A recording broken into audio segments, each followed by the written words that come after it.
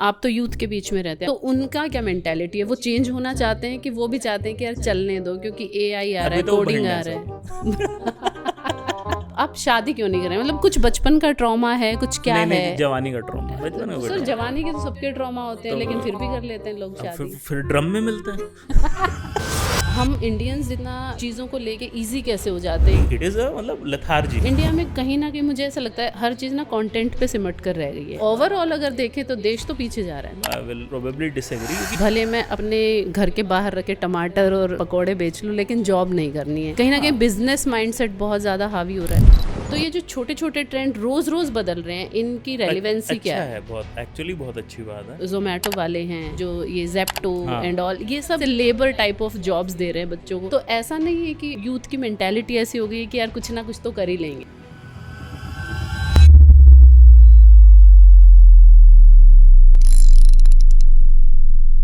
Stories beyond frames के आज के एपिसोड में हमारे साथ बहुत सारा वजन कम करने के बाद फिर से हैं प्रभात जी, जो कि पिछले पॉडकास्ट में हमसे प्रॉमिस करके गए थे। तो आप चेक कर सकते हैं, उन्होंने 20-30 किलो वजन कम कर लिया है। सर कैसे किया? ऐसा नहीं हुआ, अभी तक 30 किलो कम नहीं हुआ है।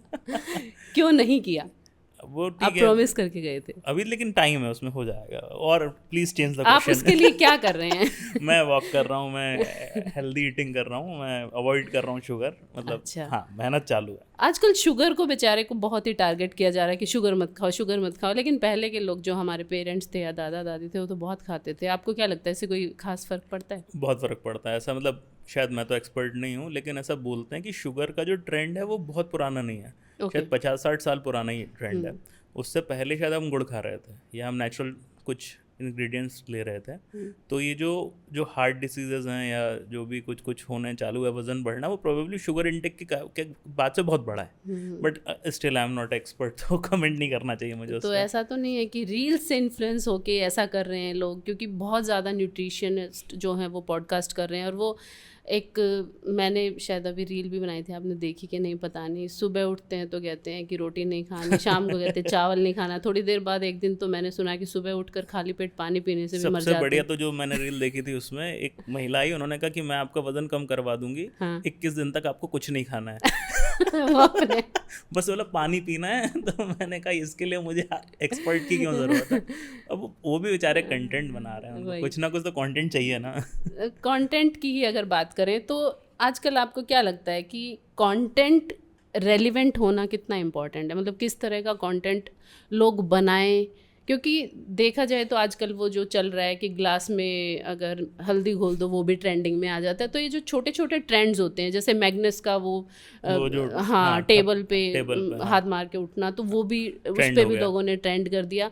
तो ये जो छोटे छोटे ट्रेंड रोज रोज बदल रहे हैं, इनकी रेलिवेंसी क्या है? बहुत एक्चुअली बहुत अच्छी बात है। लेकिन आप इसको ऐसे समझिए कि 140 करोड़ के देश है हमारा, और एक ही टॉपिक पे अगर हर आदमी बात करता रहेगा या एक ही टॉपिक पे बहुत लंबी टाइम तक बात होती रहेगी, तो जनता भी बोर हो जाएगी। तो जब एक नया ट्रेंड आता है, तो वो एक आम आदमी को उसकी क्रिएटिविटी दिखाने का मौका देता है। आप देखिए, जो कार्लसन वाला वो चेस वाला था, गुकेश वाला, बहुत सारे लोगों ने उसको अपने अपने तरीके से चेंज किया है। तो मैं तो उसको ऐसा लेता हूँ कि भाई, जो इंडिया में लोगों को नॉर्मली क्रिएटिविटी दिखाने की जगह नहीं मिलती थी, कम से कम ये ट्रेंड्स वो देते हैं। अभी उसका जो एड शीरन वाला गाना चल रहा है, वो छम छम सितारे वाला, तो उसमें लोग अपना अपना कुछ कर रहे हैं। तो मैं उसको बहुत पॉजिटिवली लेता हूँ, क्योंकि उससे क्या है, आपका दिमाग चलता रहता है। जब तक आप क्रिएटिविटी अपना कुछ एड ऑन नहीं कर रहे तब तक मज़ा नहीं है, लेकिन लोग करते हैं और वो I enjoy that a lot. आपको नहीं लगता कि गलत दिशा में दिमाग चलाया जा रहा है इंडियन यूथ का? क्योंकि जिस तरह का कंटेंट यहाँ पे वायरल होता है, अगर आप बाकी देशों के यूथ को देखें तो वो ये सब क्रिंज नहीं कर रहे हैं। तो ये कहीं कोई साजिश तो नहीं है कि इंडियन यूथ को थोड़ा सा डिस्ट्रैक्ट कर दिया जाए? उसको वो ऑलरेडी डिस्ट्रैक्टेड है, आप क्या डिस्ट्रैक्ट करेंगे? देखिए क्या है, मतलब देखिए, हो सकता है क्योंकि बहुत जो नैरेटिव सेट होते हैं उनमें टाइम लगता है। बिल्कुल हो सकता है कि एक लॉन्ग टर्म किसी का हो, लेकिन लेट्स बी वेरी प्रैक्टिकल। अगर आज जैसे कई लोग कहते हैं कि जब से ये रैपिडो आया है या ओला उबर आए हैं या जोमेटो में डिलीवरी का काम आया, तो ये बहुत लो वैल्यू काम है और हमने अपने यूथ को लो वैल्यू प्रोडक्टिविटी में लगा दिया। तो हाई वैल्यू प्रोडक्टिविटी के काम हैं कितने? अगर यही व्यक्ति, चलिए 500 रुपये दिन का कमा रहा है, 300 रुपये कमा रहा है, अभी तक तो वो एक भी पैसा नहीं कमा रहा था, पान की दुकान पे खड़ा हो रहा था और शायद अपराध भी कर रहा था। तो अगर हमने ज़ीरो से मार्जिनल कुछ दे दिया तो बुराई क्या है। आपने कहा कि भाई जो आप क्रिंज कर रहा है, तो क्रिंज तो मुझे भी पसंद नहीं है, बट द पॉइंट इज़ कि क्रिंज मुझे लगता है थोड़ा कम भी होने लगा है। अभी मान लीजिए हाई प्रोडक्टिविटी का काम क्या है, फिल्म है, बहुत अच्छा लिटरेचर है, या वो हाई प्रोडक्टिविटी कितने लोग बना सकते हैं। तो मतलब रिसोर्स कितना चाहिए, दिमाग कितना चाहिए। तो कम से कम एक आम व्यक्ति गांव में रहता है, लिमिटेड एक्सपोजर है, शहर में रहता है, लिमिटेड एक्सपोजर है, तो कम से कम वो कुछ तो अपना एक्सप्रेशन कर पा रहा है। हाँ, ऑब्वियस सी बात है, जो एक नेगेटिविटी है कि गाली गलौज हो रही है या फिर ऑब्जेक्टिफिकेशन ऑफ वुमेन हो रहा है, वो नहीं होना चाहिए। जहाँ तक हंसी मजाक चल रहा है, जो थोड़ा बहुत है, मतलब पीजे जिसको कहते हैं ना, पुअर जोक्स, कि वो मतलब यार क्या है, मतलब मज़ा नहीं आया वाला, वहाँ तक मुझे प्रॉब्लम नहीं, जब तक वो कुछ ऑफेंसिव नहीं कर रहा है। तो आई तो एंजॉय कि करो, आपको जितना करना है करो, उसमें कोई प्रॉब्लम नहीं है। जैसे आपने नरेटिव सेट करने की बात की, तो मुझे लगता है कि सोशल मीडिया कहीं ना कहीं नरेटिव तो सेट करता है। अभी 3-4 क्राइम हुए बड़े बड़े, चाहे वो ये राजा जो है इंदौर वाले, राजा रघुवंशी वाले हैं, या फिर अतुल सुभाष वाला है, ये 3-4 केसेस को आपको नहीं लगता कि ओवर हाइप करके कहीं ना कहीं विमेन को फिर से दिखाया गया है, या फिर से थोड़ा सा एंटी फेमिनिस्ट करने की कोशिश इसके की मैं जा दो रही पार्ट लेता हूँ। पहला है कि इस पे ओवर हाइप हुई है। इशू ये है कि हर व्यक्ति को, अगर हम केवल सोशल मीडिया की बात करें, मीडिया का तो न्यूज़ चैनल का अलग ही फंडा चल रहा है कि उनको 24-24 घंटे के न्यूज़ चैनल बन गए, कुछ ना कुछ कंटेंट दिखाना है, तो जो सेंसेशनल है वो उसको दिखाते जाओ। तो अब वो कहाँ ढूंढेगा एक्चुअल न्यूज़ ना, तो वो कहता है अच्छा बिकती भी यही न्यूज़ है। सोशल मीडिया पे हर कंटेंट क्रिएटर को कंटेंट चाहिए, तो ये इजीली अगेन सेलेबल है। अच्छा, लोग क्या होता है, नेगेटिव कंटेंट को बहुत तेज़ी से एक्सेप्ट करता है। मतलब अभी आप कुछ पॉजिटिव बोलोगे तो आदमी कहेगा हाँ हाँ ठीक है, और लेकिन अगर अभी आप देखिए किसी भी चीज़ के ऊपर आप एंटी हो जाइए, महिलाओं को कुछ बोल दीजिए कि अरे मुझे तो डर लग रहा है, शादी करूं कि नहीं करूं, या कुछ भी, और भाई ड्रम में ना डाल दे कोई, बोला लव मैरिज में भी आदमी निपट गया, अरेंज में भी निपट गया। तो अब वो क्या है, it is very easy to sell. तो इसीलिए हर कंटेंट क्रिएटर को दिमाग लगाने में टाइम लगता है। जो अपनी बात हुई कि क्रिएटिविटी एक्सप्रेशन तो है, बट दिमाग की तो एक कैपेसिटी है ना। तो वो जो चल रहा है वो नेगेटिव साइड ऑफ ट्रेंड्स है कि ये बेचेंगे, ये बिक जाएगा। महिलाओं वाली जो आपने बात की, वो भी एक वही बात है कि it is easy to sell a narrative. जैसे मैं कहीं पढ़ रहा था कि सालों साल महिलाओं के साथ क्या क्या हुआ है, सती प्रथा से आप स्टार्ट कर लीजिए, दहेज प्रताड़ना देख लीजिए, और मतलब अभी भी होता है कि पहले की न्यूज़ वगैरह आप पढ़ेंगे तो कितनी जगहों पे जला दिया। तो अगर हम उसका डेटा इकट्ठा करने लगे तो प्रॉब्लम ये, लोग बिना डेटा के बात करते हैं। वो ट्रेंड चल रहा है तो अच्छा, लोगों को मज़ा आ रहा है, लोगों को बेचारा बनने का शौक़ है। मैं आपको बताऊँ, मतलब मर्द को मज़ा आ रहा है, अरे यार मैं तो डरा हुआ, वो ठीक है, वो एक आध बार आपने हंसी मजाक में कर दिया, इट इज़ ओके। बट अगर आप वो रियली वो मान रहे हैं तो प्रॉब्लम है वो, क्योंकि आपने अत्याचार किए हैं आप पे हुए नहीं हैं वो, तो ठीक है। अच्छा, मैं मेरे फ्रेंड से बात कर रहा कि why this came to be, जो राजा रघुवंशी हत्याकांड हुआ, क्या कहीं ना कहीं इसका रीज़न ये नहीं है कि हमने ही अपने देश में लड़के लड़कियों पे इतना बोझा डाला हुआ है कि आपको अपनी कास्ट में शादी करनी है, चाहे कोई भी हो, कर लो आप उससे। हम उसको कहते हैं कि तुम किसी को 3-5 साल से जानते हो, दूसरी कास्ट का, दूसरे रिलीजन का है, वो नहीं चलेगा। मैं रैंडमली एक युवक युवती सम्मेलन के से 10 मिनट पहले किसी फैमिली से मिला हूँ, we are from the same surname, same caste, तो हमें वो चल जाएगा। तो क्या ये समाज अपनी उस जिम्मेदारी से बच सकता है कि हमने भी तो रूम इतना छोटा कर दिया था for choosing somebody, a better person may be available outside that room, but we are not allowing them कि यार यू कैन गो देयर, और उसके बाद वी आर सेइंग कि these problems are happening. But still love marriages में भी हुआ, तो वहाँ आप अगेन कह देंगे भाई लव मैरिज में भी तो हो रहा है, बट ठीक है। मतलब ओवरऑल मुझे लगता है कि स्पेसिफिक इंसिडेंसेस को उठाना, it's the nature of media. मतलब उसमें गलत सही वाली बात नहीं है, that is the work of media, that is the work of social media. तो वो तो चलता रहता है, क्योंकि न्यूज़ चैनल भी इन्हीं चीज़ों को फ्लैश करते हैं बार बार, और न्यूज़ चैनल की क्रेडिबिलिटी तो आप जानते ही हैं। जैसे हमने अभी कराची पे कब्जा कर लिया, कराची, इस्लामाबाद, रावलपिंडी। मुझे लग रहा था ये लोग आगे मतलब अफगानिस्तान तक ना पहुंच जाए, बोला वो भी तालिबान को हटा दिया है हमने, वो भी ले लिया है।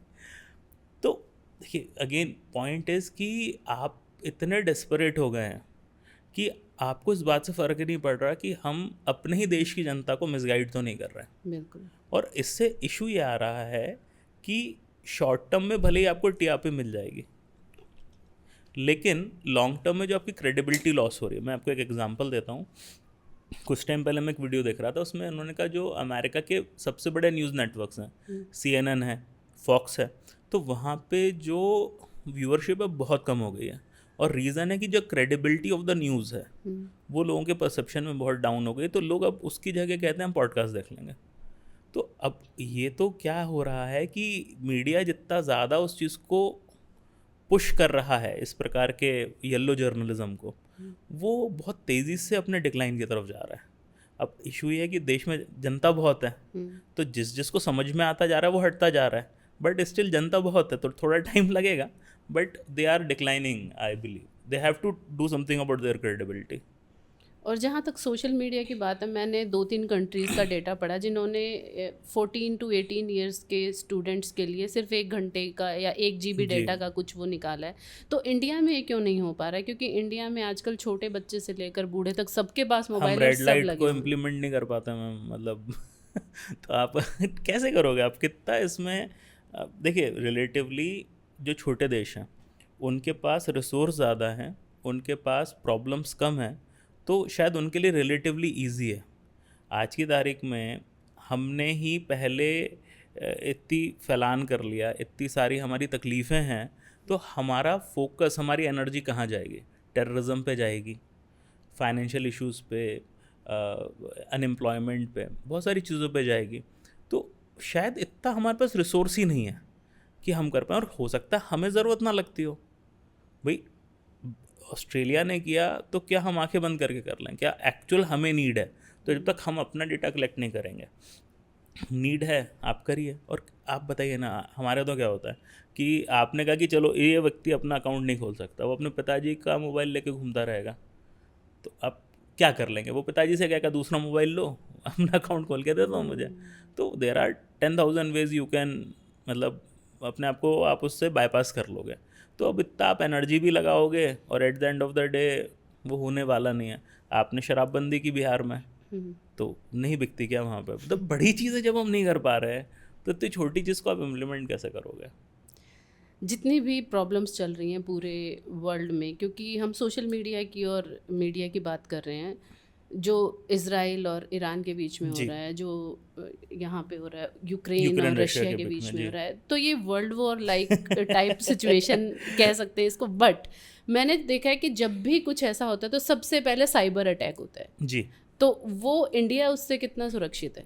नहीं, वो तो देखिए, वो तो डिपेंड्स, वो तो हम लोग तो साइबर एक्सपर्ट इतने हैं नहीं, बट ऑब्वियस सी बात है हमारे यहाँ एक मतलब बहुत कमज़ोर भी नहीं होंगे, और मतलब पोटेंशियल तो हमारे यहाँ अच्छा हो गई। पूरे दुनिया में हम, हमारे साइबर एक्सपर्ट्स हैं, पूरे हमारे सॉफ्टवेयर के लोग पूरी दुनिया में भारतीय लोग हैं, तो ऐसा तो है नहीं कि हम बहुत कमज़ोर होंगे। ऑब्वियस सी बात है कहीं ना कहीं लूपहोल्स हो सकते हैं। जो आपने थर्ड वर्ल्ड वॉर की बात की, तो अगेन मतलब वो बेचना बहुत आसान है। मैं न्यूज़ खोलो, आप वो नीचे लिखा रहता है वर्ल्ड वॉर 3 की तैयारी तो आपको क्या है ना, आपको फ़र्क नहीं पड़ रहा कि आप एनजाइटी बेच रहे हैं। एक आम व्यक्ति है जिसको 100 परेशानियाँ ऑलरेडी चल रही हैं, ऊपर से वो देखता है थर्ड वर्ल्ड वॉर होने वाला है। आपको, मैं आपको बताऊँ, वर्ल्ड वॉर 1 में 1.25 करोड़ लोग मरे थे, वर्ल्ड वॉर 2 में 7.5 करोड़ लोग मरे थे, और टेक्नोलॉजिकल एनहेंसमेंट्स हैं। 3 में कितने मरेंगे अब आप हिसाब एक्स्ट्रापोलेट कर लें, और आपको बोलने में शर्म भी नहीं आती। आपको एक्चुअली शर्म भी नहीं आ रही बोलने में, क्योंकि बोला हमारा तो माल बिक जाएगा। अच्छा, उसमें से पूछ रहे हिस्ट्री, किसी भी व्यक्ति को हिस्ट्री वगैरह आती तो नहीं होगी। कॉन्फ्लिक्ट्स दुनिया में हमेशा चले हैं, ऐसा कभी भी नहीं हुआ कि कॉन्फ्लिक्ट्स नहीं है। रिस्ट्रेंट अब इसलिए है क्योंकि लोगों ने 1 और 2 देखा हुआ है। कौन सा देश है जो चाहता है कि इतने मास स्केल का कॉन्फ्लिक्ट हो? कोई भी नहीं चाहता। अगर भाई अभी ईरान और इज़राइल चल रहा है, तो ईरान के सपोर्ट में हो सकता है 2-3 लोग आ जाएं, इज़राइल के सपोर्ट में 2-3 लोग आ जाएं, लेकिन बहुत सारे लोग पहले तो ये कोशिश करेंगे हमें कहीं नहीं जाना, क्योंकि हम अपनी इकोनॉमी को ख़राब करें, हमारे बम फूटेंगे, हमारे यहाँ के लोग मरेंगे। तो एक रिस्ट्रेंट है और ओवरऑल है। तो ये अगेन एक नैरेटिव है। हाँ, इशू ये है कि अब न्यूक्लियर बम एक बहुत बड़ा फैक्टर है, उससे डर लगता है कि भाई एक ने फेंका तो दूसरा फेंकेगा, उसको देख के 4 और फेंकेंगे। अगर इस खतरे को आप साइडलाइन कर दें तो मुझे नहीं लगता कि कॉन्फ्लिक्ट, कोई भी रीजनल कॉन्फ्लिक्ट को बड़े लेवल पे ले जाना चाहेगा, क्योंकि सबकी इकनॉमी ख़राब होती है उसमें। तो सर जो अभी अहमदाबाद में प्लेन क्रैश हुआ एयर इंडिया का, आपको क्या लगता है कि मतलब हम इंडियंस जितना चीज़ों को लेके इजी कैसे हो जाते हैं कि 270-71 लोग मर गए और दोबारा से भी हो जाएगा नो डाउट, तो हम चीज़ों को टाइम पे क्यों नहीं संभालते हैं? अभी रिसेंटली एक न्यूज़ शायद मैंने देखी थी, दुबई की थी, 37 फ्लोर की बिल्डिंग में आग लग गई थी, या 57 फ्लोर की, 70 फ्लोर तो मल्टी फ्लोर बिल्डिंग थी और कोई कैजुअलिटी नहीं हुई। कोई नहीं। तो क्यों नहीं हुई? तो रीज़न इज़ कि वहाँ पे शायद जो भी नियम कायदे हैं वो ढंग से फॉलो हुए होंगे। मैं एक छोटा सा आपको एग्जांपल देता हूँ कि जो फायर सेफ्टी के नियम होते हैं वो हर बिल्डिंग पे लागू होते हैं, कमर्शियल बिल्डिंग्स पे लागू होते हैं। तो उसका एक बहुत बेसिक प्रिंसिपल होता है कि 2 सीढ़ियाँ होनी चाहिए एंट्री एग्जिट के लिए। अब कई जगहों पे तो हमने देखा है कि 2 सीढ़ियाँ हैं ही नहीं, तो आपने तो बेसिक फायर सेफ्टी का नियम फॉलो नहीं किया। कई जगहों पे 2 सीढ़ियाँ हैं तो एक बंद है, वो स्टोर रूम जैसा आपने बना रखा उस जगह को। तो भाई जब जिस इमरजेंसी पर्पस के लिए हमने उसको बनाया हुआ है, जब एकदम से ज़रूरत पड़ेगी तो उस टाइम कौन उसको जाके खोलेगा? जगह नहीं है। दिस इज़ अवर, ये हमारी सिंसियरिटी है उस चीज़ को लेके कि हमें एक्चुअली फ़र्क नहीं पड़ता। मैं सूरत में रहा हूँ पहले, तो सूरत का एक न्यूज़ था, मुझे बड़ा दुखी कर गया था कि एक डांस क्लास थी, आई थिंक 3-4 साल पहले, उसमें आग लग गई थी। A lot of kids died. तो वाई? क्योंकि भाई पहली बात तो बीड़ी पी के कहीं पे भी फेंकना हमारे लिए तो नॉर्मली है, क्या है, आग लग जाएगी, मर जाएंगे लोग। या फिर फायर सेफ्टी इसलिए ख़राब हो रही है क्योंकि हमने शायद वायरिंग ढंग की नहीं डाली, क्योंकि कॉन्ट्रैक्टर को लगा था कि यार सस्ती वाली डालते हैं वायरिंग। भाई शॉर्ट सर्किट क्यों हो रहा है? क्योंकि कहीं ना कहीं शायद आपकी वायरिंग की maybe, again I am not an expert to say. जो आपने इसकी बात कही, हम लोग क्या है ना, छोटे छोटे अपराध करते हैं, और उन छोटे अपराधों को जब हम नेगलेक्ट करते हैं, मैं छोटा सा एक थोड़ा सा डाइवर्जन लूँगा। रेड लाइट पे कोई व्यक्ति क्रॉस करता है, हम नाराज़ नहीं होते। ओवर स्पीडिंग होता है, हम नाराज़ नहीं होते। लेफ्ट साइड से ओवरटेक होता है, हम नाराज़ नहीं होते, कहते क्या ही फ़र्क पड़ता है। ये एक्स्ट्रा पोलेट होकर 300 की स्पीड में फिर कोई व्यक्ति लंबोर्गिनी से किसी को उड़ा देता है, क्योंकि हमने रेड लाइट पे रोकने का कल्चर नहीं डाला, क्योंकि हमने कहा ये तो चलता है। अच्छा, इसमें क्या है, इंडिया में ओवरऑल सभी कर रहे हैं, 80% लोग तो ऐसी गाड़ी चला रहे हैं, तो हम इसलिए नहीं रोकते कि हमें भी रेड लाइट पे रुकना पड़ेगा। सेम चीज़ है कि जब सिस्टम एंड प्रोसीजर्स बनाए जाते हैं तो कोई रीज़न होता है, लेकिन हम भी लेथार्जिक हैं, सामने वाला भी लेथार्जिक है। किसी ने बोला हाँ भाई जाने दो, भाई कितने न्यूज़ आ रहे हैं, पता नहीं कितने ऑथेंटिक है, कि कई लोगों ने पहले शिकायत की हुई थी कि भाई ये मेंटेनेंस सही नहीं हो रहा। अभी किसी में आ रहा है कि पानी गिर रहा था अंदर फ्लाइट में। तो भाई क्यों ऐसा हो रहा है? क्योंकि मेंटेनेंस प्रॉपर नहीं हो रहा, और जो लोग मेंटेनेंस के खिलाफ बोल रहे हैं कि मेंटेनेंस नहीं हो रहा, आप उनको नौकरी से निकाल रहे हो। तो if that is a procedure, ये तो इंस्टीट्यूशनल करप्शन है। तो इंस्टीट्यूशनल लैब से, और अगर ये इंस्टीट्यूशनल लैब है तो एयर इंडिया के जो हायर ऑफिशियल्स हैं उन पे मर्डर चार्जेस क्यों नहीं आने चाहिए? अगर ये हुआ है, 1 करोड़ रुपया दे देंगे ना हम। नहीं 1 करोड़ दे दो, आप 100 करोड़ दे दो। मैं आपको एक ऑनेस्ट बात बताता हूँ। एक विक्टर ह्यूगो का कोट है, उन्होंने कहा था कि all the armies in the world can not stop an idea whose time has come. आपको लग रहा है कि जो 1970s में चलता था वो 2025 में चल जाएगा, वो आप यू विल बी मिस्टेकन, क्योंकि दुनिया जिस तरीके से चेंज हो रही है। आपको क्या लगता है, पहले लोग गलतियां करके रोक लेते थे, बचा लेते थे, दिखता नहीं था। अब वो दुनिया नहीं है, अब हर आदमी बोल रहा है, और जो आप बोल रहे हो वो रिकॉर्ड हो रहा है। तो आपको कभी भी सारे डिजिटल फुटप्रिंट्स हैं, you will be called any time. वो तनेजा करके जो है फ्लाइंग बीस्ट, उन्होंने भी, गौरव तनेजा, उन्होंने कहा कि भाई मैंने तो बोला था पहले भी कि फ़्लाइट सेफ्टी को लेके, तो बोला मुझे नौकरी से निकाल दिया। अब he is a very big influencer, he is a very big celebrity. अब वो बोल रहे हैं, अब आप इग्नोर करो। जिस दिन उन्होंने बोला उस दिन तो आपने इग्नोर कर दिया। तो अब क्या है, जैसे जैसे लोग सवाल पूछना शुरू करेंगे, it will become uncomfortable for you. और किसी व्यक्ति ने कहा, मुझे इसका बिल्कुल आइडिया नहीं कि वो डेटा कितना ऑथेंटिक है, मुझे बिल्कुल आइडिया नहीं। उन्होंने कहा लास्ट ईयर 14 करोड़ फ्लाइट्स दुनिया में हुई हैं, ओवरऑल 7 एक्सीडेंट हुए हैं। और उसमें भी उन्होंने कहा कि एक प्लेन होता है, उसमें अगर मेन इंजन फेल हो जाए तो दूसरा इंजन इतना पावरफुल होता है कि उसको संभाल ले, और अगर वो भी फेल हो जाए तो एक ग्लाइडिंग का कोई सिस्टम होता है। तो प्लेन में 3 सिस्टम एक साथ फेल हुए हैं आपके। तो 3 सिस्टम कैसे फेल हो गए भाई?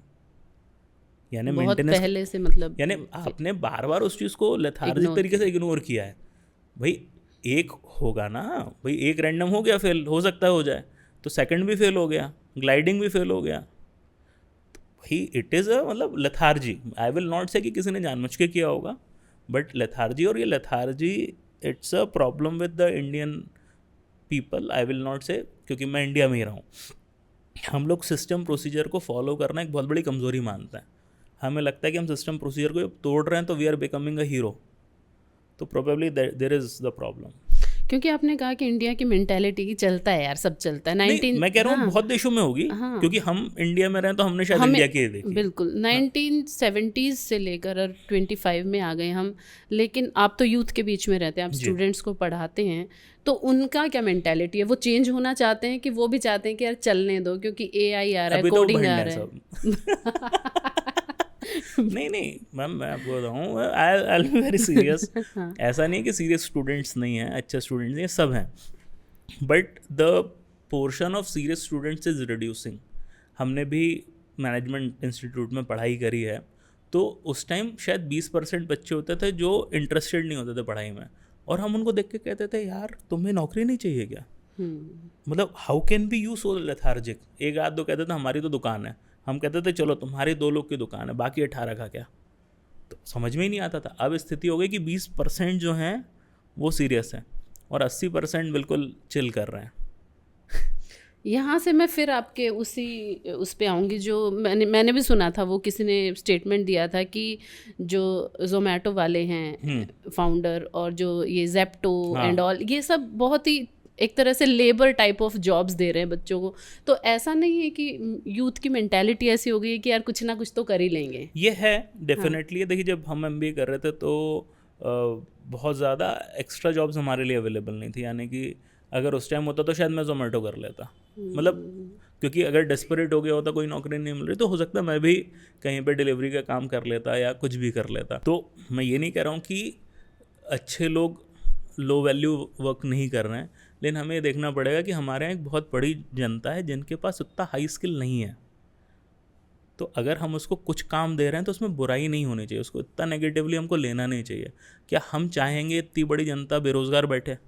और आज का देश ऐसा है कि अगर आप स्किल्ड हैं, ठीक है, हम कह सकते हैं कि हमारी अपॉर्चुनिटीज़ उतनी नहीं जितनी US में, लेकिन ऐसा भी नहीं कहेंगे कि नहीं है। तो अगर आप स्किल्ड हैं, आप सिंसियर हैं, तो क्या आप इम्प्रूव नहीं कर सकते? मैं एक एग्जांपल देता हूँ। एक सर हैं, ट्रक ड्राइवर हैं, वो ड्राइवरी करते हैं और उन्होंने अपना खुद का YouTube चैनल चालू किया and he is earning handsomely.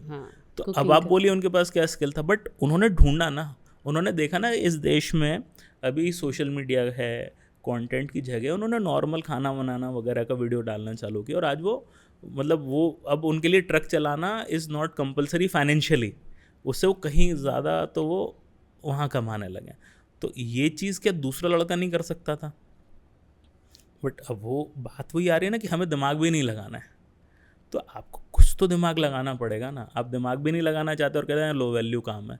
आप सोचिए, मैं आपको एग्जांपल दूं, शायद थोड़ा सा एक किताब है कनेक्ट द डॉट्स, उसमें उन्होंने भारत के ऐसे लोगों के बारे में बताया कि जो बहुत ही गरीब व्यक्ति थे, कोई कुछ नहीं था, और वो कितने आगे गए। तो जो डोसा प्लाज़ा के ओनर हैं, तो वो गांव से आए थे, उनको हिंदी इंग्लिश कुछ नहीं आती थी, वो चाय बाटा करते थे, मतलब वो बनाते भी नहीं थे, मतलब वो चाय के होता है ना छोटू जो जाके चाय डिलीवर करता है, उस एरिया में जहाँ पे बाकी डिलीवरी बॉय 100 रुपये कमाते थे, वो 500 रुपये तब कमाते थे, क्योंकि उन्होंने सोचा कि अच्छा इस व्यक्ति को ये चाय चाहिए, मैं याद रखूँगा, इतने बजे चाहिए मैं याद रखूँगा, इसको इस प्रकार की बात करना पसंद है, मैं याद रखूँगा। बाकी जो डिलीवरी बॉय है हमको क्या करना है? आप बोलो बिना शक्कर की चाय चाहिए, वो लाएगा शक्कर वाली। आपने खुद ये एक्सपीरियंस किया होगा कि कई रेस्टोरेंट में जाके 3 बार बोलो बिना शक्कर की चाय चाहिए और शक्कर वाली चाय आ जाती है। It happened with me recently.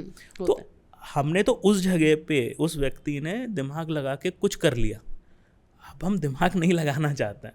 आप लगाइए, देश में क्यों नहीं अपॉर्चुनिटी? बट सर जैसे दूसरे देशों में 6ठी 7वीं क्लास में बच्चा AI सीख रहा है या स्पोर्ट्स की तरफ बहुत जा रहा है। आप चाइना के छोटे छोटे बच्चों को देखेंगे, जिम्नास्टिक कितने कितने मेडल्स लेके आते हैं, इंडिया में कहीं ना कहीं मुझे ऐसा लगता है हर चीज़ ना कंटेंट पे सिमट कर रह गई है। हाँ। अभी रिसेंटली डॉक्टर्स भी कंटेंट ही बना रहे हैं, सर्जरीज करते हुए हर कोई कंटेंट ही बना रहा है। तो कंटेंट क्या करेगा आदमी? आपको देखिए, जहाँ पे उसको ग्रोथ दिखेगी वो वहाँ क्यों नहीं जाएगा? बट ओवरऑल अगर देखें तो देश तो पीछे जा रहा है ना। नहीं, मैं ऐसा विल प्रोबेबली डिसएग्री, क्योंकि हर व्यक्ति, हमें देखिए अगेन क्या हुआ कि कुछ लोग आ गए कंटेंट में, तो हमें एकदम से, मान लीजिए पहले 100 लोग थे, अब 1 लाख हो गए, तो आपको 1 लाख दिख रहा है, लेकिन 140 करोड़ की जनता है। अगेन मैं आपसे कहूँगा, आपने कहा डॉक्टर्स आ गए कंटेंट बना रहे हैं, लेकिन कितने लाखों डॉक्टर हैं जो नहीं बना रहे हैं? आप ये भी देखिएगा। और मैं तो कंटिन्यूस लोगों से बात करता हूँ, मेरी एज के, हमसे ऊपर की एज के, हमसे नीचे की एज के, सबसे मैं कंटिन्यूस बात करता हूँ और कंटेंट पे बात आई जाती है। अभी भी मैक्सिमम पीपल डोंट अंडरस्टैंड कि ये क्या मार्केट है। तो क्योंकि 100 से 1 लाख हो गए तो आपको दिख रहा है, लेकिन उसके पीछे हज़ारों लाखों लोग हैं जो कर रहे हैं अभी भी काम। तो हमें इतना मतलब वो नहीं होना चाहिए, क्योंकि एकदम से एक्स्ट्रापोलेट वाला पोजीशन हो गया तो शायद ज़्यादा चमक रहा है वो। क्योंकि आपने कहा 140 करोड़ हम हैं, तो फिर हम थिएटर्स में क्यों नहीं जा रहे हैं? हम सिर्फ कंटेंट इंस्टाग्राम पे क्यों कंज्यूम कर रहे हैं? ये तो आपने बहुत अच्छा सवाल पूछ लिया।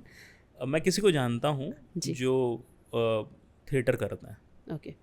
तो मैंने, अभी की बात नहीं है, हो गए होंगे 6-8 साल पहले की बात होगी, मैंने उनसे कहा कि सर अभी इतना बढ़िया थिएटर चलता है अपने शहर में, तो हम क्यों ना कॉलेजेस में जाएं और वहाँ पे बच्चों से कहे कि ये थिएटर हो रहा है, बहुत सस्ते में हो रहा है, 50 रुपये में हो रहा है, या पैसा नहीं भी लगता बहुत जगह पे, और हम उसको प्रमोट क्यों ना करें। तो उससे होगा कि अभी जो जनता एक थिएटर का शो देखने आती है, वही दूसरा देख रही है, वही चौथा देख रही है, यानी वही घूम घूम के वो जनता घूम रही है। तो उन्होंने कहा कि देखिए, हम तो ऐसा मानते हैं कि अगर एक व्यक्ति भी हमारे शो को समझ गया तो हमको दूसरा आदमी नहीं चाहिए। This is the real mentality I am talking about. हम नए लोगों को इनकलकेट ही नहीं कर रहे हैं। हम जाके, आपको ऐसा लगता है मेरा आर्ट बहुत सुंदर है, तो लोग खुद आ जाए। मतलब मार्केटिंग को आप आज भी कुछ ख़राब चीज़ मानते हैं। तो जब नया व्यक्ति जाके स्टेज शो देखेगा ही नहीं, मैं बात करता हूँ कई लोगों से, मेरी कई लोगों से परिचय है, हर कहता है हाँ एक सामाजिक हम शो बनाएंगे, सामाजिक। क्यों भाई? थ्रिलर शो क्यों नहीं बन रहा? मर्डर मिस्ट्री क्यों नहीं बन रही? तो अभी मेरी रिसेंटली किसी से बात हुई, उन्होंने कहा कि भाई पृथ्वी थिएटर में तो सब बनता है, मुंबई में तो हर प्रकार के जॉनर का स्टेज शो बन रहा है। अब हमारे यहाँ क्या हो रहा है, लिमिटेड 4 प्रकार के आप बना रहे, तो कोई क्यों आएगा? तो हम भी तो इवॉल्व नहीं होना चाह रहे हैं ना भाई। कंटेंट क्यों चल रहा है? क्योंकि वो इवॉल्व होता जा रहा है। आपने कहा ट्रेंड्स की बात की, ट्रेंड आया, 2 दिन बाद ट्रेंड आया, आदमी ने 2 दिन बाद ट्रेंड के हिसाब से कंटेंट बना दिया। क्या इतनी तेज़ी से, या इतनी तेज़ी से नहीं बनेगा? क्या हम अपने थिएटर को चेंज कर रहे हैं? क्या हम अपनी फिल्मों को इतनी तेज़ी से चेंज कर रहे हैं? नहीं कर रहे हैं। उसके बाद हम कैसे कह सकते हैं लोग नहीं देख रहे? हम बुला कहाँ रहे हैं उनको? हमने एलिटिस्ट बिल्कुल बना रखा है थिएटर को।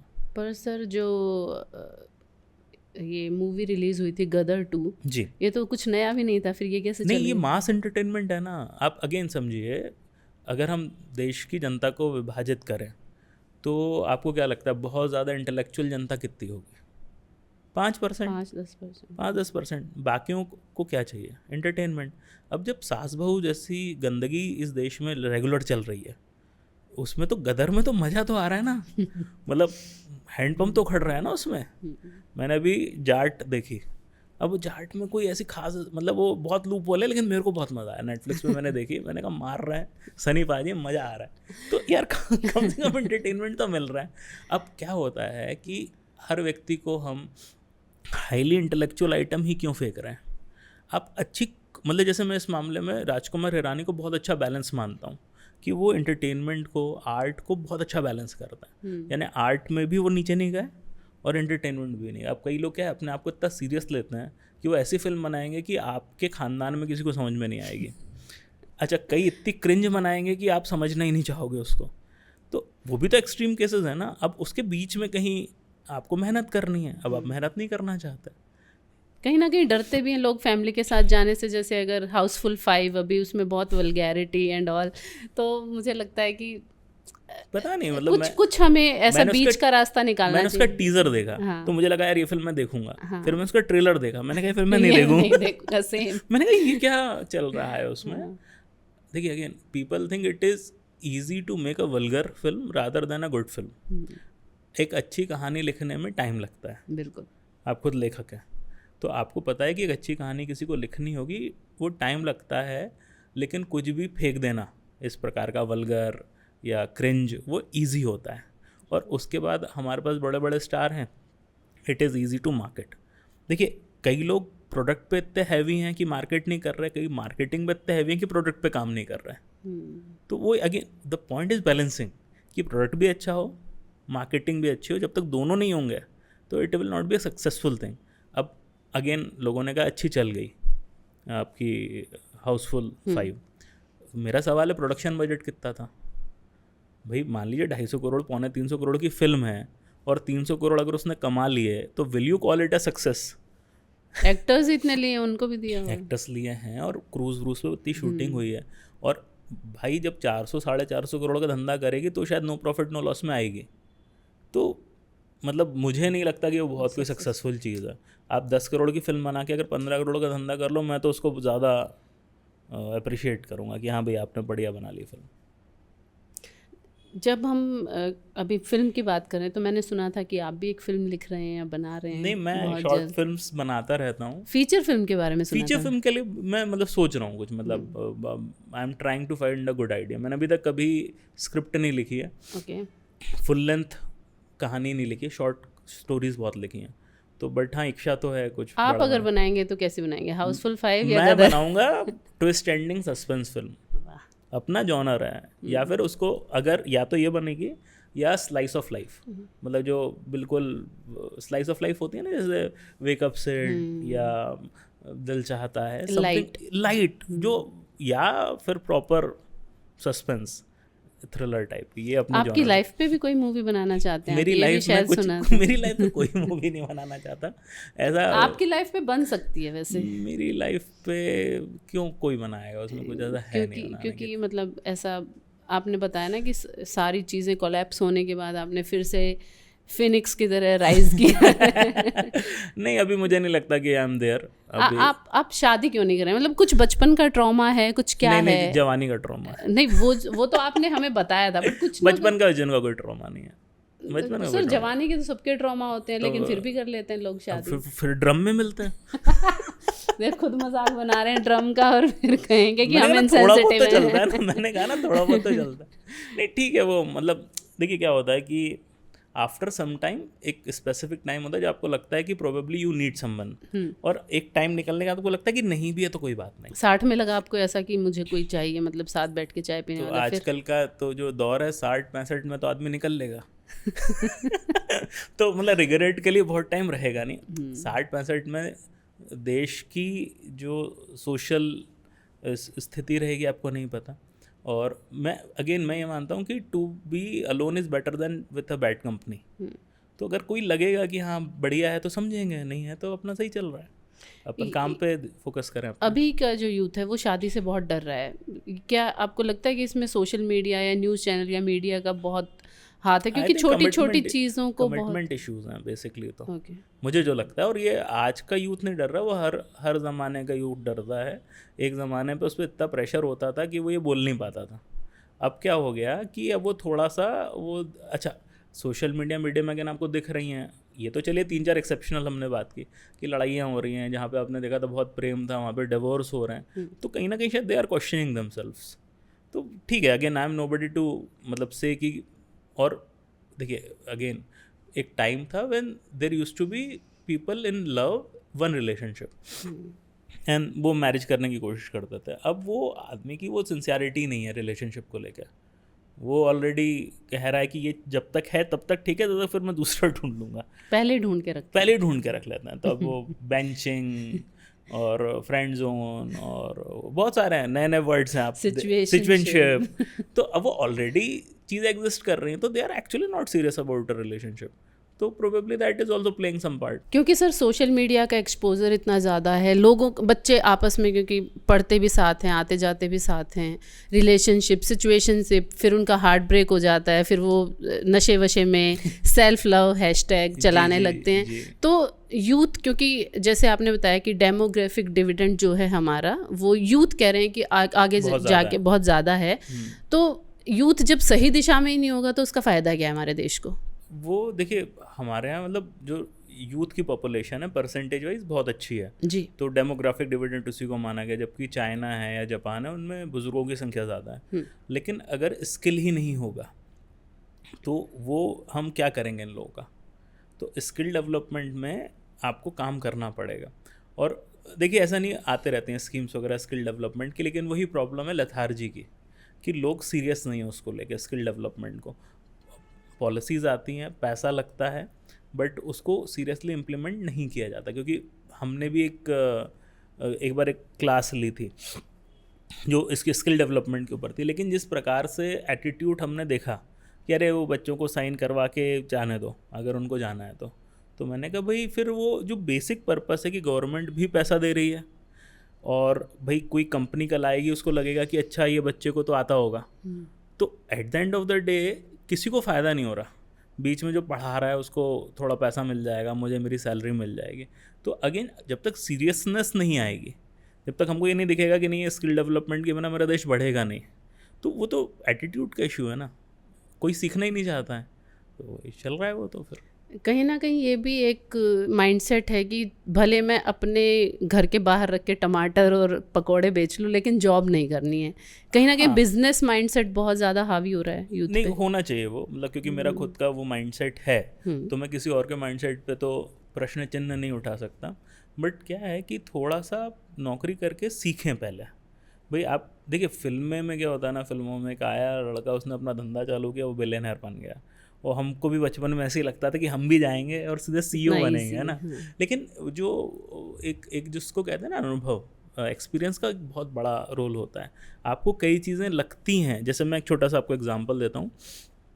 मेरा एक स्टूडेंट है, तो मैंने कोई रील बनाई थी वो वड़ा पाव वाली, मुंबई ट्रैफिक वड़ा पाव की, ट्रैफिक बहुत होता है मुंबई में, तो किसी ने वड़ा पाव बेचना चालू कर दिया, अच्छा धंधा हो गया। वो मैंने एक रील बनाई थी, तो मेरे एक स्टूडेंट मेरे पास आया, उसने कहा कि सर मैं भी ऐसा कुछ करना चाहता हूँ। मैंने कहा बहुत अच्छी बात है, करिए। तो उसने कहा मैं सोच रहा हूँ कि मैं एक कुक ले लूँगा, एक मार्केटिंग वाला ले लूँगा, ये वो। मैं उसको समझा रहा हूँ मत कर। मैंने उसको कहा एक काम कर, एक दिन पहले दिन तू खुद जाके बेच। बोला कुक तो लगेगा। मैंने कहा खरीद ले सामान। मैंने 20 का खरीद 10 में बेच। बोला लॉस होगा। मैंने कहा एक दिन का लॉस उठा ले। उसने एक दिन जाके प्रैक्टिकली वो बेचा और अगले दिन आके कहा अच्छा हुआ मैंने किसी को नहीं लिया, क्योंकि उसको प्रैक्टिकल इंसाइट्स मिली जो अज्यूम कर रहा था वो। आपको जो करना है आप करिए। आपको टमाटर बेचना है कोई बुराई नहीं है, आपको पकौड़े बेचने हैं कोई बुराई नहीं है, एक दिन बेच के देखिए। तो उस दिन क्या होगा, आपको पता चलेगा कि आपकी थिंकिंग में क्या क्या गड्ढे हैं, फिर आप उसको भर दीजिए, उसको बेहतर करिए। हम लोग क्या फर्स्ट अटैम्प्ट में सक्सेसफुल होना चाहते हैं, वो होता नहीं है। मैं एक स्टार्टअप के लिए काम करता था, तो उसके फाउंडर को एक बार मैंने बोल दिया था, मैंने कहा था सर आपका शायद तीसरा स्टार्टअप चल जाएगा। वो ऑफेंड हो गया था, वो पहला स्टार्टअप था। मैंने कहा आपकी अप्रोच अच्छी, ये मतलब मेरा जो मैं नहीं कहना चाह रहा था वो ये था कि ये नहीं चलेगा, लेकिन मुझे उनको लगा कि ये थोड़े से सेंसिबल व्यक्ति हैं, दूसरी बार में कुछ करेंगे या तीसरी बार में क्लिक हो जाएगा। लेकिन एटीट्यूड ये है कि मैं पहली बार में आऊँगा यूनिकॉर्न बना लूँगा, मतलब $1 बिलियन की। तो पहले सीखिए, तो गलतियाँ तो करिए, पहली बार में थोड़ी होता है। 400-500 गलती करनी पड़ती है आदमी को, तो सीखता है। एक तरफ हम कहते हैं स्किल्स नहीं है, दूसरी तरफ हम कहते हैं जॉब्स नहीं है। जॉब्स तो हैं, फिर सरकारी नौकरियां क्यों नहीं मिल रही? तो सरकारी नौकरी जॉब होता है क्या? लोग ढूंढ ही सरकारी रहे। देखिए मैं अच्छा आपको क्या लगता है, जैसे देश की बात करें तो अगर ओवरऑल हम देश में एक्स नंबर ऑफ जॉब्स हैं, उसका कितना % सरकारी जॉब्स होंगे आपके अनुसार? बट सर प्राइवेट में भी तो अभी निकाल ही रहे हैं ना लोगों को। देखिए 1% है केवल सरकारी जॉब्स। हाँ 1%। तो 1% को कितना बढ़ा लोगे? 1.25 कर लोगे, 1.5 कर लोगे, तो क्या गवर्नमेंट जॉब के अलावा कोई जॉब नहीं होती क्या? अच्छा ऊपर से हम बात कर रहे हैं एक फॉर्मल इकनॉमी की, इनफॉर्मल इकनॉमी में बहुत सारी जॉब्स हैं। तो केवल सरकारी job is not the point, हमें गैर सरकारी चीज़ों को बेहतर करना है द पॉइंट। आप क्यों गवर्नमेंट जॉब क्यों करना चाहते हैं? क्योंकि वहाँ पे एक सस्टेनेबिलिटी है, सेफ्टी सिक्योरिटी है। चलिए हम करप्शन वाली बात नहीं करते हैं कि करप्शन के लिए आप जा रहे हैं, मान लेते हैं आप नहीं जा रहे करप्शन के लिए। तो ये सेफ्टी सिक्योरिटी कब बनेगी? प्राइवेट सेक्टर में, जब वहाँ की प्रैक्टिसेस थोड़ी सी ह्यूमन लाइक होंगी। फाइनेंशियल सेक्टर में इन ह्यूमन लाइक कंडीशंस हैं, इंश्योरेंस में, बैंकिंग में। प्राइवेट सेक्टर में देखिए और भी बहुत सारे सेक्टर्स में आप देख लीजिए, इतना प्रेशर। और आपको अगर लगता है कि गवर्नमेंट में प्रेशर नहीं है, तो आप गवर्नमेंट बैंक्स क्योंकि मैं तो गवर्नमेंट बैंक में काम कर चुका हूँ, मैं तो छोड़ भी चुका हूँ, बट मेरे सारे दोस्तों से मैं कनेक्शन में हूँ, पता चलता है कि वहाँ पे भी किस प्रकार से प्रेशर क्रिएट हो रहा है। तो जो आपने कहा ना लोग बिजनेस क्यों करना चाह रहे हैं, उसका रीज़न ही यही है कि भाई जॉब में जो सबसे बड़ी चीज़ आपने ले ली ना आदमी से, वो उसकी डिग्निटी ले ली। इट इज़ नॉट अबाउट कि क्या पैसा मिल रहा है क्या। जब हम जॉब करते थे, हमने भी 3-4 जॉब्स की, जो सबसे बड़ी चीज़ डर लगता था यार, बोला कोई आ जाके कुछ गंदा ना बोल दें। तो जो डिग्निटी अगर आपने कहीं के एक पूरे स्किल सेट से ले ली है तो वो व्यक्ति डरेगा। आप उसको 100 रुपये कम दीजिए, वो कर लेगा काम। लेकिन हमने जो सबसे गलत प्रैक्टिस डाली है वो ये डाली है, आप डिग्निटी नहीं दोगे लेबर को। लेबर से मेरा मतलब अच्छे लेवल का भी, labour is a common term. आपको वो रिस्पेक्ट लाना पड़ेगा। जिस दिन आपने एक एम्प्लॉय को रिस्पेक्ट देना चालू किया प्रॉपरली, बहुत लोग बहुत जॉब्स करेंगे, कोई नहीं छोड़ेगा। परसों मैंने एक फ्रेंड को कॉल किया था और उसने मुझे बताया कि उसकी जॉब चली गई। मैंने रीज़न पूछा तो उसने कहा कि क्योंकि यूएस में टैरिफ जो है वो बहुत जी हाई हो गया है, तो कुछ कंपनीज यहाँ से सारे बंदों को निकाल के जा ही रही हैं। हो सकता तो वो कितने, आपको क्या लगता है कि इंडिया में कितना इफेक्ट होने वाला है उसका? मैं इसको थोड़ा सा कॉन्टेक्स्ट देता हूँ आपको कि जैसे अब ट्रम्प आए हैं, उनको ये चाहिए कि अमेरिका में प्रोडक्शन बढ़ जाए, यानी जो उत्पादन चाइना में हो रहा है, आईफोन चाइना में बन रहा है, तो फैक्ट्री चाइना में है, तो एम्प्लॉयमेंट चाइना में है। अब चाइना से एक्सपोर्ट होता है, अमेरिका में इंपोर्ट होता है, तो जॉब क्रिएशन इंडस्ट्री चाइना में है, अमेरिका में नहीं है। वो चाहते हैं कि अमेरिका में इंडस्ट्री बढ़े, तो ये कहने लगे कि हम इंपोर्ट ड्यूटी बढ़ा लेंगे, यानी जो भी विदेशों से माल आएगा उसमें हम टैक्स बढ़ा देंगे, तो उनको नुकसान होने लगेगा, तो वो अमेरिका में आके अपनी फैक्ट्रियाँ लगा देंगे। हाँ। बीच में टिम कुक जो हैं अपने एप्पल वाले, उन्होंने कहा कि हम इंडिया में प्रोडक्शन बढ़ाएंगे, तो उन्होंने कहा हम आप पे टैक्स बढ़ा देंगे। हाँ। तो उसके बाद टिम कुक मान गए क्या अमेरिका में फैक्ट्री लगाने के लिए? वो नहीं माने, क्योंकि उनको ये चीज़ समझ में आई कि इंडिया में या चाइना में बनाने के बाद, टैक्स देने के बाद भी वो सामान सस्ता पड़ेगा, जितना ये टैक्स लगा रहे हैं उसके बावजूद अमेरिका में वो महंगा पड़ेगा, क्योंकि वहाँ का लेबर इतना महंगा है, वहाँ का ट्रांसपोर्ट, मतलब वहाँ का जो भाई उनकी जो इकनॉमी है बहुत बड़ी है, लेकिन क्या उनका जो इंफ्रा है टू सपोर्ट मास प्रोडक्शन, कि वो जितना उनको सप्लाई चेन में चाहिए, क्या है क्या उनके पास? जॉन डियर करके एक बहुत बड़ी कंपनी है, ट्रैक्टर्स बनाती है। अभी जॉन डियर वालों ने कहा कि हम मैक्सिको में अपना प्लांट लगाएंगे, ये लगे और हम टैक्स बढ़ा देंगे, लेकिन वो चला गया ना मैक्सिको, क्योंकि उसको दिख रहा है कि मैं अमेरिका में अगर मैं करूँगा तो जो लेबर कॉस्ट है, जो टैक्सेशन है, जो 400 चीज़ें हैं वो तो महंगी ही हैं, बाहर बना के टैक्स ज़्यादा दे के भी मुझे सस्ता पड़ेगा। और ऑब्वियस सी बात है, ये स्ट्रेटजी 20-25 साल की है, भाई ट्रम्प तो 4 साल ही रहेगा ना, बिल्कुल। तो उसके बाद जो आदमी आएगा क्या वो इतना एग्रेसिव होगा क्या? तो कहीं ना कहीं सर पड़े होंगे। मतलब जो आपने एक चीज़ कही कि कई लोगों ने अपना बिजनेस कम किए होंगे, शट डाउन किए होंगे, वो या हो सकता है कि वो बहाना दे दिया हो, ये भी हो सकता है भाई उनको चाहिए हो कि हम थोड़ी वर्कफोर्स कम कर लें। मैम जीएसटी आया 2016 में, आई थिंक जीएसटी आया था, तो एक केले वाले ने केले महंगे बेचने चालू करे, बोला जीएसटी आ गया है, जबकि फल सब्जी पे जीएसटी नहीं लगता। तो कौन किसको कैसे यूज़ कर रहा है आपको क्या पता है? तो वो मतलब a lot of things happen, but ये सस्टेनेबल नहीं है जो टैरिफ्स उन्होंने लगाए हैं। इशू कहाँ आएगा मैं आपको बताता हूँ। अब मान लीजिए इंडिया से मैं 100 रुपये का माल बेचता हूँ, अब उन्होंने कहा मैं इस पर 150% टैरिफ लगाऊंगा, तो 100 रुपये की चीज़ कितने की हो गई? 250 की। अब आप कह रहे हैं इतनी महंगी है तो अमेरिका वाले नहीं खरीदेंगे, लेकिन खरीदेंगे तो 100 की चीज़ 250 की हो गई है, यानी तुमने अपने यहाँ की इन्फ्लेशन खुद बढ़ा ली, तो और महंगाई तुमने अपने देश के लिए सामान महंगा कर दिया। तो वो हमको नहीं लगता सस्टेनेबल है, लेकिन अभी देखते हैं कब तक चलेगा। स्किल्स इसकी वजह से, जैसे एप्पल अगर यहाँ पे मैन्युफैक्चर करता है तो कहीं ना कहीं हमारे यूथ की जो स्किल है वो यूज़ होंगी, और जब उनको जॉब्स मिलेंगी तो उनको देख के बाकी लोग भी स्किल जो है सीखेंगे। लेकिन जो 90 डिग्री का पुल बना है भोपाल में, बहुत सुंदर पुल है वो वहाँ कौन सी स्किल्स यूज़ हुई हैं? ये अगेन आपको बताता है, अगर मैं थोड़ा सा उस पर एलॉबरेट करूँ, कि वहाँ 2 एजेंसी इन्वॉल्व थी। रेलवे के ऊपर जब पुल बनता है तो वो रेलवे बनाता है, वो कोई और नहीं बना सकता। रेलवे के ऊपर वाला हिस्सा जो है वो रेलवे बनाता है। जो अप्रोच है वो रेलवे ने नहीं बनाई है, वो लोकल PWD वगैरह ने बनाई है। तो इशू ये है कि रेलवे ने शायद लेटर भी लिखा था कि जो आपने अप्रोच रोड बनाई है इट इज़ नॉट गुड, हम आपको हम ज़्यादा ज़मीन देने को तैयार हैं, ये वो। तो इशू है जब एक से ज़्यादा एजेंसी इन्वॉल्व होती हैं तो मिसकम्युनिकेशन होता है।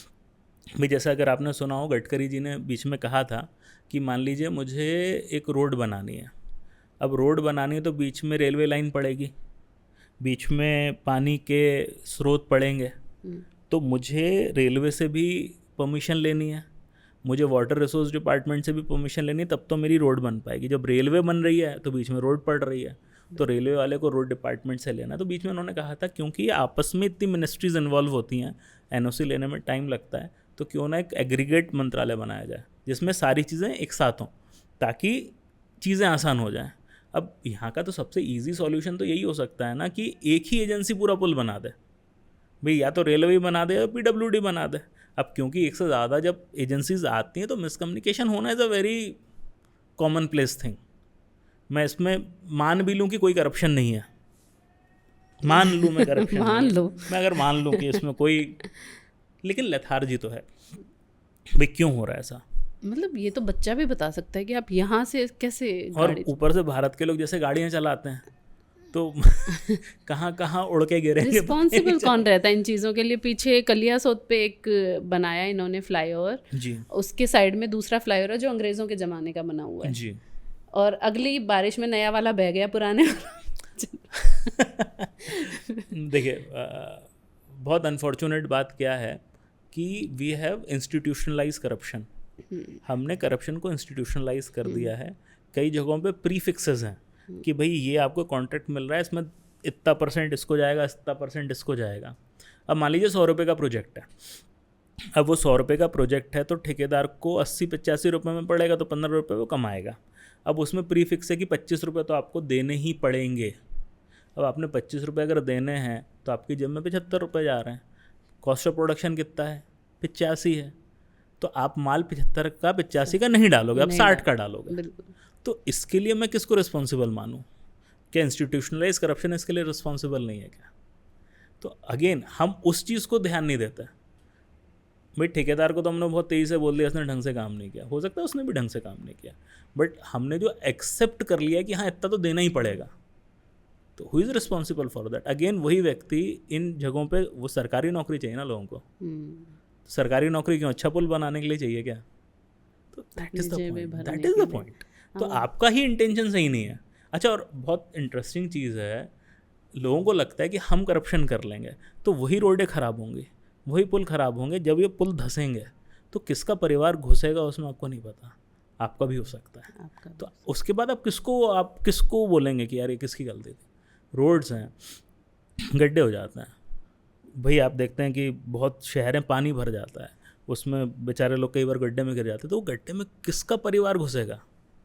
अभी तक तो गरीब आदमी का घुस रहा है, किसी दिन गलती से कोई बड़ी गाड़ी घुस जाएगी ना, तो कौन रिस्पॉन्सिबल है? तो आपने ही तो किया है। तो हम एज अ कंट्री जब तक एक्सेप्टेंस नहीं लेंगे कि हम सबको करप्शन नहीं करना, हम सबको सिविक ड्यूटी लेनी है। अब मान लीजिए बड़े व्यक्ति हैं, अब बोलना नहीं चाहिए, लेकिन जब नेचर करता है बैलेंस तो वो आपकी पोस्ट देख के तो नहीं करता है। हमको आप बोल दोगे जैसे सीएम साहब चले गए, अनफॉर्चुनेट है, बहुत अनफॉर्चुनेट है। तो अब भाई अब बताइए ना, वो एक्सीडेंट हुआ, अब कल को अगर आपको पता चला कि लेथार्जी थी और उसमें एक बहुत हाई प्रोफाइल व्यक्ति की डेथ हो गई, तो और अगर वो लेथार्जी हमने इंस्टीट्यूशनलाइज की हुई है, तो आपने जो लेथार्जी इंस्टीट्यूशनलाइज की उसने आप पे इम्पैक्ट किया है। वी हैव टू, मतलब आप ये मत मानिए कि हम जो गलतियाँ कर रहे हैं या जो हम जानबूझ के कर रहे हैं वो हमेशा दूसरे के द्वारे पे आएगा। मतलब नेचर तो नेचर है, वो नेचर तो हर चीज़ बैलेंस करता है। मतलब बाकी तो आपकी समझदारी, हम तो इतने समझदार लोग हैं नहीं। सर जितनी भी आजकल मूवीज़ बन रही थी, जैसे मैंने कहा गदर 2 चल गई, कहीं वो इस वजह से तो नहीं चल गई क्योंकि जितनी मूवीज़ बन रही थी या तो वो रिलीजियस थी या वो प्रोपेगेंडा बेस्ड थी। देखिए अगेन, मतलब आप फिल्म देखने क्यों जाते हैं? एंटरटेनमेंट के लिए। तो जहाँ पे जिस व्यक्ति को वो कॉर्ड कनेक्ट हुई कि मुझे मज़ा आ रहा है वो देखेगा। अभी आप रिसेंटली देखेंगे कि बहुत कम हो गई हैं सफल फिल्में, तो उसके पीछे 2-3 रीजंस हैं। आप देखिए कि अगर आज आप कोई व्यक्ति अच्छे बड़े मल्टीप्लेक्स में जाता है तो उसको 200-300 रुपये की, तो मैं भी रिसेंटली गया था MI8 देखना है, मिशन इम्पॉसिबल 8, वो पॉपकॉर्न 600 रुपये का था वहाँ पे 600 रुपये का पॉपकॉर्न है वो। तो अब GST तो कितना है, 28% GST होगा ना। भाई बेस प्रोडक्ट भी तो महंगा है ना भाई। आप उसको देखें कि 400 रुपये का तो वो फिर भी बेच रहा है ना, 500 का तो बेच रहा है, तब तो जाके वो 600 का हो रहा है। यानी आप एक्चुअली फिल्म की टिकट से नहीं कमाना चाह रहे हैं। फिल्म की टिकट 280 की थी, और वो भी मैं संडे गया था, शाम का शो गया था, तो वो महंगी ही थी। शायद और किसी दिन जाता तो 250 या 220 में मिल जाते, लेकिन पॉपकॉर्न उस दिन भी 600 का ही मिलता। 280 रुपये का कोल्ड ड्रिंक है। तो आप बेसिकली जब एक परिवार जाता है तो 3,000 4,000 रुपये, 2,500, मतलब मुंबई में पता नहीं, एक तो दूर जा रहा है, उसके बाद उसको इतना महंगा आप दे रहे हो। उसके बाद एक बंदे ने शायद केस भी किया था, उसको अभी मिला है रिफंड कुछ, हो सकता है। बिल्कुल। हाँ, उन्होंने कहा कि मैं अपना ऑफिस से शायद जल्दी निकल के, उन्होंने वो केस ये हुआ था कि आधे घंटे तक उनको वो दिखाए गए थे, एड्स दिखाए गए थे, तो उसके ऊपर अभी that's also the same thing ना। ठीक है, वो एक अलग चीज़ हो गई ना। वो तो उसमें कम से कम मैं आपसे पैसा नहीं ले रहा हूँ, पर टाइम ही वेस्ट कर रहा हूँ। हिंदुस्तान आदमी को टाइम भी यार ठीक है, आधा पौन घंटा तो चलता है। तो तुम एक बात हो, तुम्हें अगर ऑफिस जाना था तो उस दिन फिल्म देखने क्यों गए थे? मतलब हमारा तो नियम है ना कि भाई आदमी फिल्म देखने किस दिन जाता है? संडे छुट्टी या ऑफिस के बाद जाता है। तुम ऑफिस के पहले क्यों गए? ठीक है, तो मतलब लाइटर नोट पे फिर भी आधा घंटा नहीं उसका वेस्ट होना चाहिए था। पॉइंट ये है कि आप अच्छी फिल्में नहीं बनाइए। आपको जो एक फिल्म का बेस क्या होना चाहिए मैम, उसकी स्टोरी होनी चाहिए। स्टोरी पे किसी का ध्यान नहीं है, राइटर को कोई पैसा नहीं दे रहा है। आपका पूरा ध्यान किस पे है? मार्केटिंग पे। आपका पूरा ध्यान है कि मैंने बहुत बड़ा स्टार ले लिया है, आप इतनी महंगी टिकटें बेच रहे हैं, और उसके बाद पॉपकॉर्न 600 का बेच रहे हैं, और उसके बाद कह रहे हैं कि फिल्में क्यों नहीं चल रही। फिल्में इसलिए नहीं चल रही क्योंकि मिड बजट फिल्में आ ही नहीं रही हैं। एक थिएटर है, 365 दिन चल रहा है, तो हाई बजट फिल्में साल भर में कितनी आएंगी? 4-5। बाकी टाइम क्या चलेगा फिल्मों में? मिड साइज़ फिल्म चलनी चाहिए, लोअर बजट फिल्म चलनी चाहिए। तो आपने पिछली कौन सी मिड साइज या लोअर बजट फिल्म सुनी होगी? बट सर अभी आई थी सुपर बॉयज ऑफ मालेगांव, बहुत रेयर फिल्म्स ना, that is what I am trying to. वो भी नहीं चलती हैं। नहीं, उसको तो फिर भी लोगों ने बहुत तारीफ करी, मतलब वो बाद में की जब वो प्राइम पे आ गई। हाँ, लेकिन देखिए हमने स्टिल भारत में हम अप्रिशिएट करते हैं अच्छी फिल्में, स्मॉल बजट फिल्मों को अब हम अप्रिशिएट करते हैं, मिडिल। लेकिन एक बीच में मैं पढ़ रहा था कि जो बहुत सारी मिड साइज फिल्म्स हैं वो आ ही नहीं रही हैं क्योंकि कलाकार इतना पैसा मांग रहे हैं जो अनरीजनेबल हो गया। अब मान लीजिए मेरी फिल्म है 20 करोड़ में बननी है, अब आपने एक मिड साइज लेवल से भी बात की, करें 15 करोड़ लूँगा मैं, तो फिल्म का बजट 40 करोड़ हो गया। अब वो 40 करोड़ में वो फिल्म सस्टेन ही नहीं हो पाएगी। सिंपल सी चीज़ है ना। अब बड़ी फिल्में हैं, अब बड़ी फिल्मों में आदमी 150 करोड़ रुपए ले रहा है, तो फिल्म बनी 300-400 करोड़ की रही है, तो वो फिल्म कैसे सस्टेन करेगी? इसीलिए OTT चल रहा है, क्योंकि OTT के साथ खासियत क्या है कि अच्छा, अगर आप बताइए मैं 400 करोड़ की फिल्म बना रहा हूँ, क्या मैं एक्सपेरिमेंट कर सकता हूँ उस फिल्म में? नहीं कर सकता। रिस्क नहीं लूँगा। रिस्क लेने का नहीं बाबा, क्योंकि अब मैं वहाँ पे ज़रा सा भी इधर उधर हुआ, मैं कहूँगा 400 करोड़ डूबेगा, तो मैं वहाँ पे चेस सीक्वेंसेस भी डालूंगा, मैं उसमें आइटम नंबर भी डालूंगा, मैं उसमें म्यूज़िक भी डालूंगा, मैं उसमें कोई रिस्क नहीं लूँगा। तो at the end of the day जब वो प्रोडक्ट मैं देखता हूँ तो मैं कहता हूँ ऐसे तो बहुत देखे हैं, लेकिन ठीक है मासेस को चल जाता है या निकाल लेता है। अगर 20 करोड़ की मैं फिल्म बनाता तो मैं एक्सपेरिमेंट कर लेता, लेकिन उस फिल्म को मैंने अनफीजेबल कर दिया, अनरीजनेबल कर दिया, तो वो आ नहीं रही। OTT पे वो स्पेस है कि तुम 5 करोड़ की फिल्म बना दो। ऐसे कलाकार जिनको बड़ी फिल्में नहीं मिल रही, वो कम से कम OTT पे काम कर पा रहे हैं। OTT पे एक्सपेरिमेंटेशन भयंकर चल रहा है। तो अब आप बोलना बड़ा आसान है कि OTT के कारण सिनेमा को दिक्कत आ रही है, तो सिनेमा ने क्वालिटी अपनी डाउन करी हुई है, उसको कौन देख रहा है? जयदीप अहलावत हैं, वो हाथीराम चौधरी का उन्होंने रोल किया, क्या किसी फिल्म में वो लीड कर सकते हैं? बड़े पर्दे पे तो नहीं कर सकते, लेकिन उन्होंने पाताल लोक में किया उन्होंने। मनोज वाजपेयी तो फिर भी फैमिली मैन, मनोज वाजपेयी फिर भी कर लेते हैं, फिर वो मिड साइज फिल्म में कर लेते हैं। Can you imagine Manoj Vajpayee as a lead in Animal? You can not. Ranbir Kapoor चाहिए उसके लिए ना। तो भाई अगर आप, मैं ये नहीं कह रहा रणबीर कपूर ने अच्छा काम नहीं किया, उन्होंने, Ranbir Kapoor has done a fabulous job as an actor in that movie. Film घटिया थी नहीं, मुझे अच्छी नहीं लगी वो film. As a story level पे वो फिल्म बहुत खराब थी। एक्टिंग सबकी अच्छी थी, एक्टिंग तो अमेजिंग, एक्टिंग में तो रणबीर कपूर का मुझे एक्टिंग बहुत अच्छी थी। तो अब what the Manoj Vajpayee and Ahlawat should do, these people should go to OTT। Vijay Varma, बहुत अच्छे अच्छे कलाकार हैं अपने, मतलब वो त्रिपाठी जी, अपने पंकज त्रिपाठी, आप पंकज त्रिपाठी को लेके लीड बना सकते हो क्या कोई फिल्म? लेकिन क्या OTT पे लीड में वो आ रहे हैं कि नहीं? क्रिमिनल जस्टिस में लिख सकते हैं लेकिन बनाएंगे नहीं, लिख देते हैं लोग, ये बड़े बड़े डायरेक्टर बनाते हैं। बताओ 500 करोड़ लगा दोगे क्या पंकज त्रिपाठी पे? आप नहीं लगा सकते। आप अमिताभ बच्चन या शाहरुख खान पे ही लगाना पड़ेगा आपको। तो ठीक है, दैट इज़ फाइन, बड़ी फिल्में चाहिए हमको, लेकिन हमने जो बीच का जो स्पेस है वो पूरा खा गए। ऊपर से आप 600 रुपये का पॉपकॉर्न और खिला दो उसको, तो आदमी कहता है इससे अच्छा मैं 600 रुपये दूंगा, मैं 6 महीने का कोई सब्सक्रिप्शन ले लूँगा, मैं 100 फिल्में देखूँगा, मैं घर में Act 2 पॉपकॉर्न बना लूँगा। तो क्या उस पर ध्यान है हमारा? और जो एरोगेंस है, हमारी फिल्म है, वही एरोगेंस मत रखो। You are a service provider, think as a service provider. अच्छा, तीसरी चीज़ क्या आ गई, जो बड़े बड़े वो आ गए आपके, क्या कहते हैं उसे, इंडस्ट्रियल टाइप से आ गए ना, क्या कहते हैं, कंपनीज आ गए। अब वो कंपनीज का जो आदमी है उसका अलग चल, मैं आपको सिर्फ पैसा छापना नहीं, मैं आपको बताता हूँ, आपको समझ में आएगा। कई बार जैसे हम इन्फ्लुएंसर हैं, हमें किसी ने कहा कि आपको ऐड बनाना है, हम कहते हैं ठीक है हम बनाएंगे जो जनता से रिलेट करेगा। फिर वो आपको बताएगा नहीं आपको ये करना है और ये नहीं करना है। आप उसको समझाओ कंपनी वाले को कि सर ये नहीं चलेगा, सर ये, वो कहेगा नहीं ये मेरा है। तो जो हम कहेंगे ठीक है सर, तो प्रोडक्ट जो बना वो मासेस को टच नहीं करेगा। क्यों नहीं कर रहा? क्योंकि मुझे मेरी ऑडियंस मालूम। सेम चीज़ कहाँ हो रही है? यहाँ पे भी हो रही है। कई बार अनुराग कश्यप ने भी बोला, बहुत लोगों ने कहा है कि भैया हमें जो बड़े बड़ी कंपनीज इन्वॉल्व हो गई वो अपने हिसाब से काम करती हैं, तो हमें शायद क्रिएटिविटी में हर्जाना हो रहा है। तो ठीक है, मतलब बैलेंसिंग, और सारी बैलेंसिंग कहाँ हो रही है? OTT पे हो रही है। क्योंकि OTT पे आदमी कह रहा है ठीक है एक्सपेरिमेंट कर लो, कम बजट में बना लो, ऐसे एक्ट्रेस को ले लो जिनको कोई नहीं ले रहा। बॉबी देओल है, नहीं चल रहे थे, आश्रम से उड़ गए वो।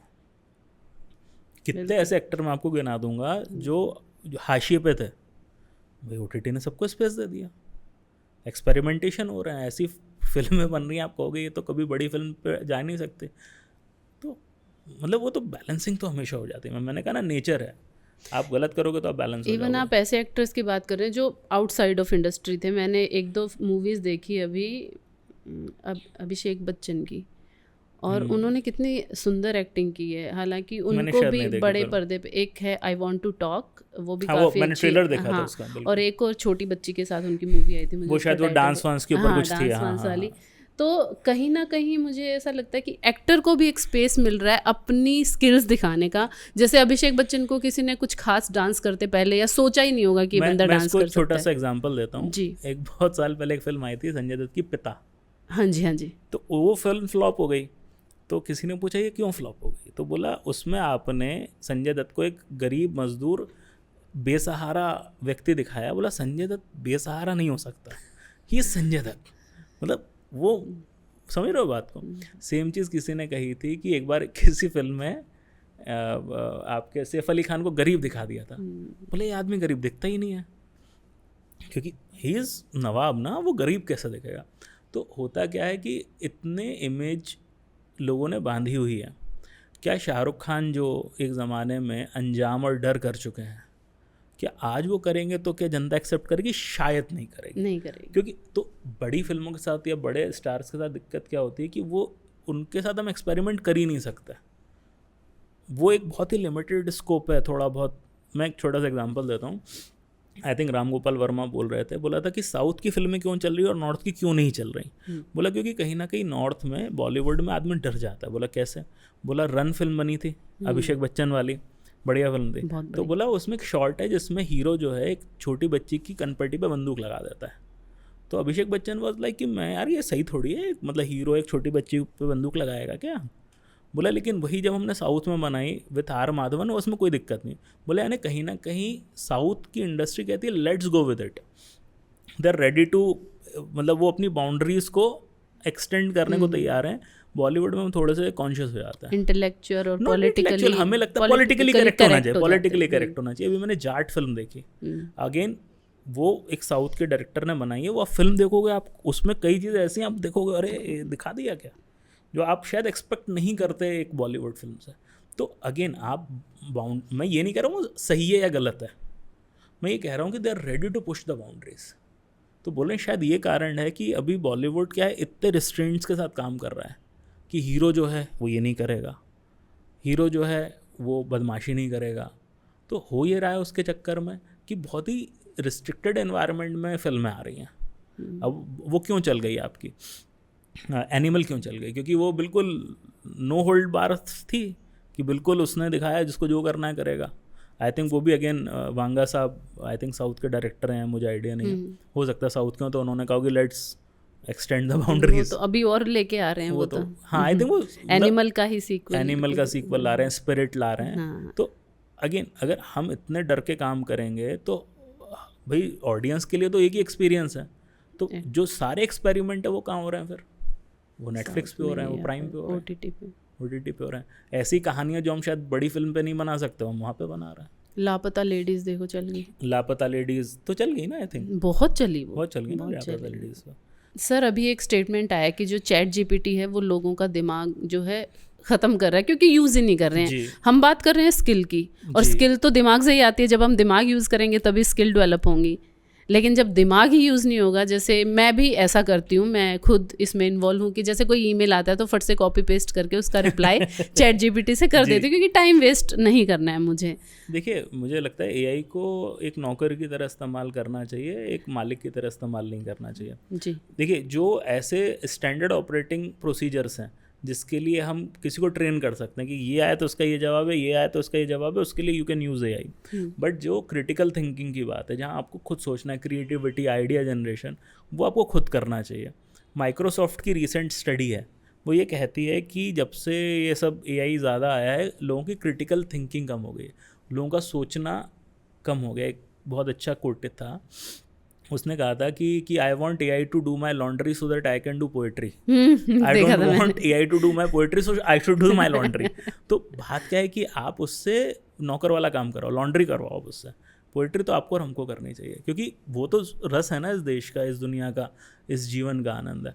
तो हो ये रहा है क्योंकि हम इतने ओवर डिपेंडेंट होते जा रहे हैं, क्योंकि हमें दिमाग नहीं लगाना है। और इवोल्यूशन का तो सिद्धांत है कि जिस चीज़ का इस्तेमाल नहीं होगा वो श्रिंक हो जाएगी, डार्विन भैया बोल के गए थे ये तो अब हो ये रहा है कि अगर आप क्रिएटिविटी पे फोकस नहीं करेंगे तो क्रिएटिविटी आपको धीरे धीरे आपसे जाती जाएगी। लेकिन सब लोग ऐसा नहीं करेंगे, कई लोग बड़ा इंटेलिजेंटली उसको यूज़ करेंगे कि वो अपना दिमाग यूज़ करना चाहिए। अब आपने कहा कि एआई है, अब बच्चे हैं, अब वो लोग क्या करते हैं, पूरा प्रोजेक्ट एआई से बना देता है। तो वो आप पूरा एआई से बना रहे हो तो आपने क्या सीखा? चलो एक प्रोजेक्ट आप बनाते तो हर चीज़ तो सीखते नहीं, 5% सीखता है। और अगर आपका दिमाग ही डेवलप नहीं हो रहा है तो अगेन जैसे आपने कहा ना कि फिर मेरा स्किल डेवलपमेंट का है, तो वो स्किल डेवलपमेंट भैया नहीं है। और ये बहुत मतलब लोग कह रहे हैं ना एआई विल टेक ओवर, तो AI will not take over, you will surrender. तुम उससे वो लड़ोगे ही कहाँ? वो लड़ने आगे कहेगा सर हम तो वैसे ही हैं आपके अंडर में, हमको क्या लड़ना है आपसे। तो आप अगर रीडिंग आपको करनी नहीं है, ठीक है, आपको सारे प्रकार के नशे करने हैं, आपको कोई भी प्रोडक्टिव स्किल्स डेवलप करनी नहीं है, तो आप खुद इस एवोल्यूशन में पीछे हट जाएंगे। लेकिन देखिए क्या होता है, जब भी कोई नई आती है चीज़ तो उसका इम्पैक्ट एकदम से होता है। हो सकता है कुछ टाइम में हम इसके साथ आत्मसात कर लें, I can only hope so. मतलब हम अपने आलस का जिम्मेदार एआई को ठहरा रहे हैं, ये आप कह सकते हैं कहीं ना कहीं। आलस तो हमेशा से था आपके अंदर ना, आपके यहाँ आलस तो हमेशा से था। और मुझे दिक्कत क्या है, जैसे लिंक्डइन है, अब लिंक्डइन में हर आदमी एआई से ही जनरेट करके अपनी स्क्रिप्ट डाल रहा है। लेकिन अब जो एक नया बिजनेस क्रिएट हो रहा है कि लोग पेंटिंग्स करते हैं तो नीचे लिखते हैं, उनको वो राइटिंग में देते हैं अपने गैलरी वालों को कि ये हमने एआई से नहीं बनाई है। तो हो सकता है एक नया मार्केट क्रिएट हो जो नॉन एआई मार्केट है, कि भाई ये ऑथेंटिक है। हम बहुत सारी चीज़ें, जब लोग कहते हैं स्क्रिप्ट जनरेशन हो रही है एआई से, the problem with that is कि it is going to be very logical and human experience relies a lot on mistakes, emotions, है ना, और जो इलॉजिकल चीज़ें हैं जिसके पीछे कोई रीज़न नहीं होता, तो ह्यूमन ब्रेन तो उसको कनेक्ट कर लेता है कि जब कोई इलॉजिकल चीज़ होती है जिसका कोई रीज़न नहीं है, एआई क्या वो कर पाएगा? जिस दिन एआई वो करने लगा ना, उस दिन दुकानें बंद हैं। बनाने वाले तो हम ही हैं। बनाने वाले तो हम ही हैं। तो हमें जो इम्परफेक्शन है वो डिफ्रेंशिएट कर रहा है एक ह्यूमन को और एआई को।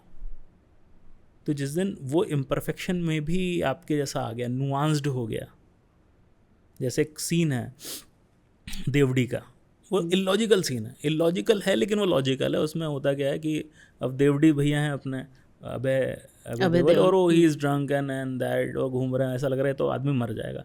एक दिन वो कहीं से जा रहे हैं और उनके सामने दीवार है और बहुत गाड़ी ज़ोर से आके टकरा जाती है, एंड ही इज़ लाइक कि नहीं, अब मैं ये सब नहीं करूँगा। लॉजिकली इसका कोई लॉजिक नहीं है, बट आप कहते हो नहीं, इट मेक्स सेंस। तो जिस दिन वो नुआंस एआई पकड़ने लगेगा उस दिन तकलीफ हो जाएगी। जब तक वो नहीं पकड़ पा रहा उस दिन तो नौकर ही, तब तक तो वो अपना। तो कहीं ना कहीं लोगों को ये बहाना बना रहे हैं कि अभी तो एटलीस्ट अभी तो नहीं आया है वहाँ पे।